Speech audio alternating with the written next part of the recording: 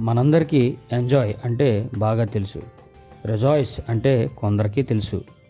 Enjoy అంటే మనకు నచ్చినప్పుడు సంతోషిస్తాము, పరిస్థితులు బాగుంటే సంతోషిస్తాము, డబ్బులుంటే ఆనందం, మందేస్తే సంతోషం, నచ్చిన వారు పక్కనుంటే సంతోషం.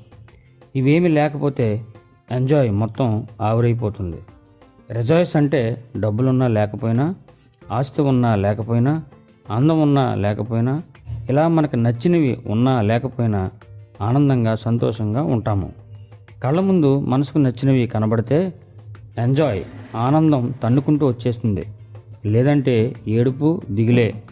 కళ్ళ ముందు ప్రతికూల పరిస్థితులు ఉన్నా రిజాయిస్ ఆనందం నిలిచిపోయేలా చేస్తుంది. ప్రతికూల పరిస్థితుల్లో ఆనందం నిలిచి ఉండాలి అని అంటే మనసుకు ఒక బలమైన భరోసా కావాలి. ఈ భరోసా నీవు జగమంతా వెతికినా దొరకదు. పౌలనే వ్యక్తి కొట్టి జైల్లో పెడితే మూలుగుతూ ఉండాల్సిన వ్యక్తి సంతోషంగా పాటలు పాడుతున్నాడు. ఆయన్ని అడిగితే అంటాడు, ఆనందించు, ఎల్లప్పుడూ ఆనందించు అని అంటాడు. మనసుకు బలమైన భరోసా యేసుక్రీస్తే అంటాడు.